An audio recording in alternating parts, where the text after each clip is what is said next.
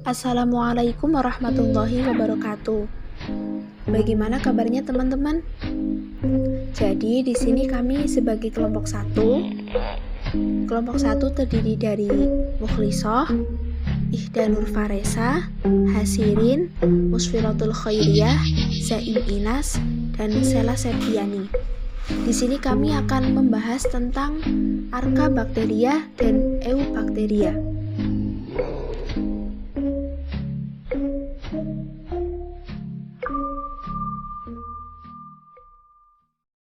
Jadi apa sih yang dimaksud dengan Archaebacteria itu? Jadi Archaebacteria itu berasal dari bahasa Yunani, yaitu archeo yang artinya kuno dan bakteria yang berarti bakteri.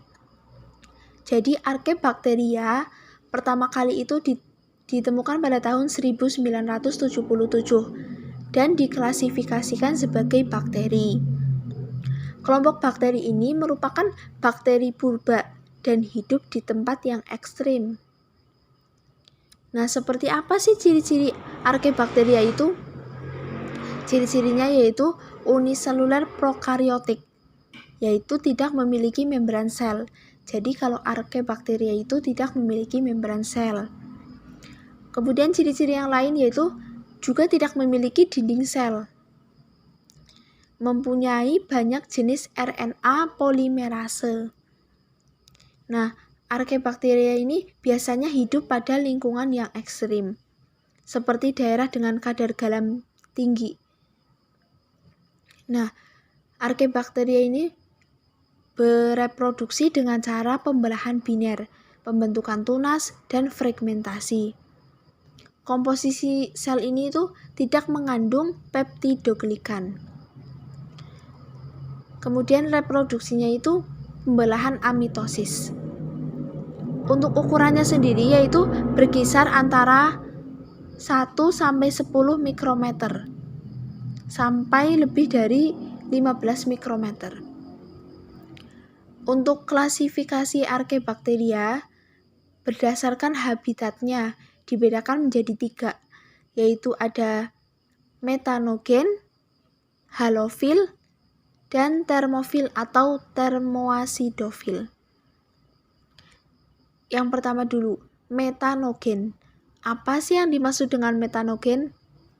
Yaitu Archaebacteria yang hidup pada lingkungan anaerobik yang ekstrim seperti pada lumpur di dasar rawa dan danau, saluran pencernaan hewan dan manusia, serta di bawah lapisan es Greenland. Kelompok ini mampu menghasilkan gas metana dari hidrogen dan karbon dioksida. Metanogen memperoleh makanan dengan membusukkan sisa-sisa tumbuhan yang mati, lalu menghasilkan gas metana dengan persamaan reaksi tertentu. Klasifikasi yang kedua ada halofil, yaitu Archaebacteria yang hidup pada habitat yang berkadar garam tinggi, yaitu sekitar 12-15%, sementara kadar garam air laut sekitar 3,5%.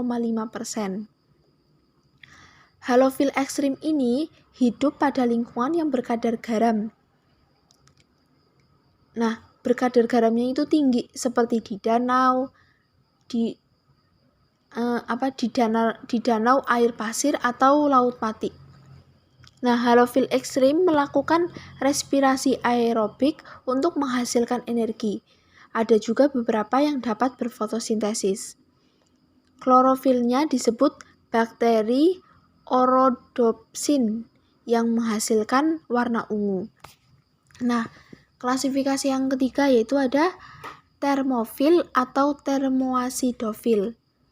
Adalah Archaebacteria yang hidup pada lingkungan bersuhu tinggi dan bersifat asam. Termoacidofilik itu hidup dengan mengoksidasi air bersulfur dekat lubang hidrotermal di laut yang paling bawah gitu. Nah, Archaebacteria itu mempunyai peranan yang penting bagi kehidupan manusia. Apa saja sih? Jadi Satu, itu berperan dalam proses pembusukan sampah dan kotoran hewan. Yang kedua yaitu enzim dari Archaebacteria ditambahkan ke dalam sabun cuci atau deterjen untuk meningkatkan kemampuannya pada suhu dan pH tinggi. Yang ketiga yaitu beberapa enzim Archaebacteria juga digunakan dalam industri makanan untuk mengubah pati jantung menjadi dextrin, yaitu sejenis karbohidrat. Nah, peranan yang terakhir yaitu beberapa jenis Archaebacteria digunakan untuk mengatasi pencemaran, misalnya tumpahan minyak. Nah, itulah penjelasan tentang Archaebacteria.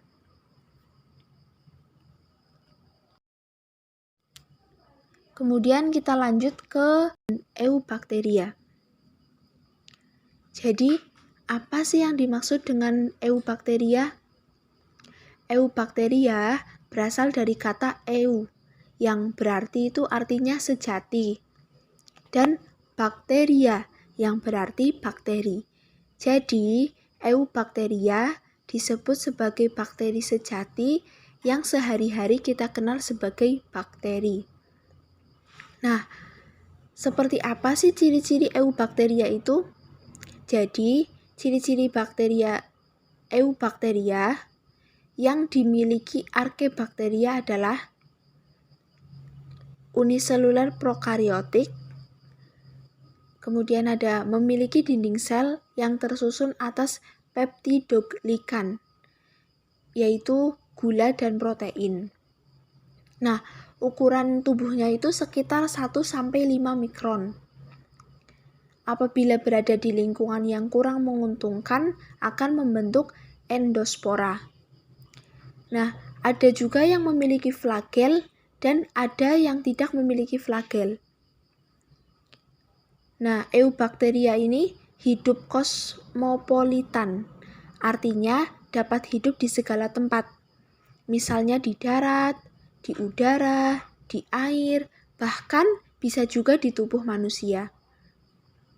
Nah, Eubacteria ini berkembang biak dengan cara membelah diri, konjugasi, transformasi, dan transduksi, yaitu perpindahan sebagian materi genetik melalui perantara virus. Nah, Eubacteria ini dapat mensekresikan lendir ke permukaan dinding sel membentuk kapsul. Ada yang memiliki klorofil, ada pula yang tidak berklorofil. Fungsi kapsul sendiri itu untuk perlindungan dari kekeringan. Kapsul tersusun dari glikoprotein. Jadi glikoprotein ini protein dan glikogen.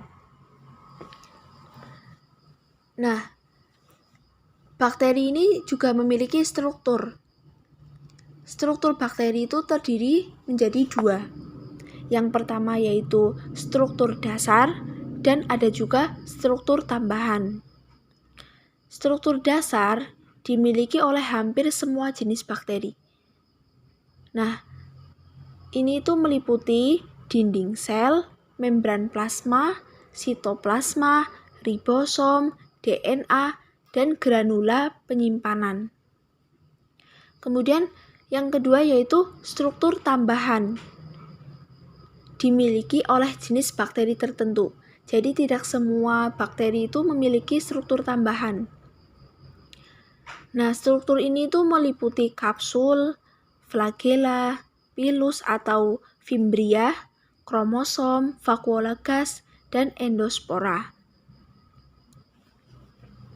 Ada juga klasifikasi kingdom Eubacteria. Berdasarkan bentuknya itu terbagi menjadi 3. Yang pertama yaitu Bacillus, yang kedua yaitu Coccus, dan yang ketiga yaitu Spirillum. Yang pertama yaitu Bacillus. Apa sih yang dimaksud dengan Bacillus? Jadi Bacillus itu basil atau batang, terdiri atas monobacillus, berbentuk satu batang. Contohnya itu Escherichia coli. Kemudian ada juga Salmonella typhosa, yaitu penyebab penyakit tipes, dan ada juga Lactobacillus. Kemudian ada juga Diplobacillus. Kalau ini tuh berbentuk batang yang bergandeng dua-dua. Contohnya yaitu Redibacterium salmoninarum. Dan yang ketiga yaitu Streptobacillus. Berbentuk batang yang bergandeng seperti rantai. Contohnya Streptobacillus moniliformis. Ada juga Bacillus anthracis dan Azobacter.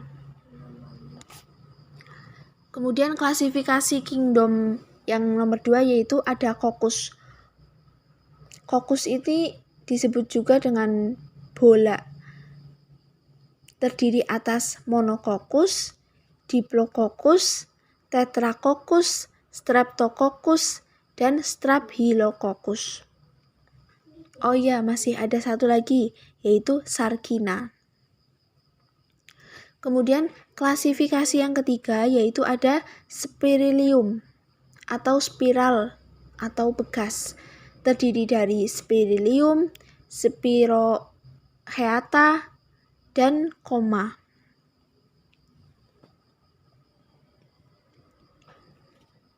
Berdasarkan jumlah dan letak flagel, itu bakteri juga bisa dibedakan berdasarkan letak flagelnya.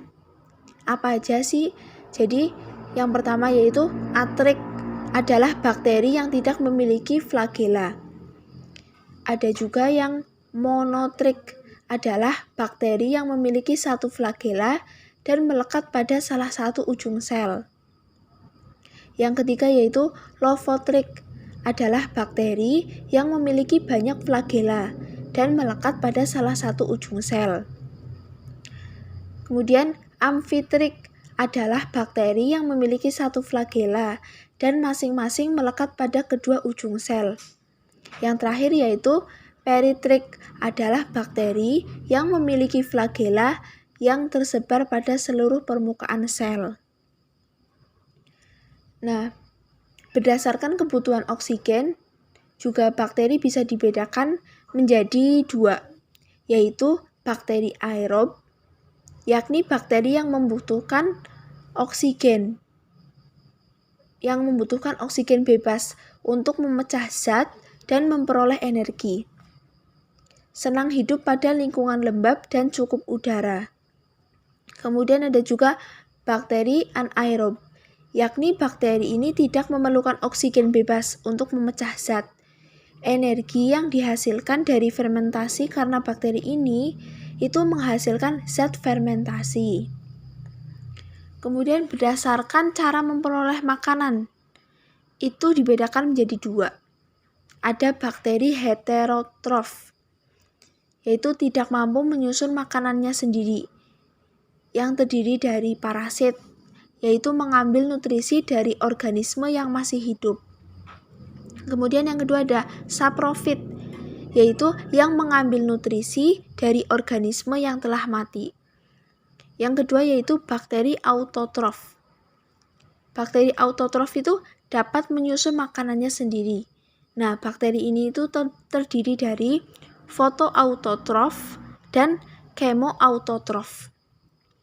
Fotoautotrof sendiri yaitu menggunakan sumber energi matahari. Contohnya bakteri hijau atau bakteri klorofil. Dan ada juga bakteri ungu atau bakteriopurporin. Kemudian kemoautotrof, yakni menggunakan sumber energi kimia. Kalau tadi fotoautotrof itu menggunakan energi cahaya matahari, kalau ini itu menggunakan sumber energi kimia. Contohnya yaitu Nitrobacter, Nitrosomonas, dan ada juga Nitrosococcus. Nah, itulah penjelasan tentang Eubacteria. Nah, itulah tadi penjelasan tentang Archaebacteria dan Eubakteri. Kami dari kelompok 1 memohon maaf apabila dalam penjelasan masih banyak kekurangan. Semoga materi yang kita jelaskan bisa memberikan manfaat dan bisa memberikan kepahaman bagi kita semua. Kurang lebihnya mohon maaf. Wabillahi taufiq wal hidayah. Wassalamualaikum warahmatullahi wabarakatuh.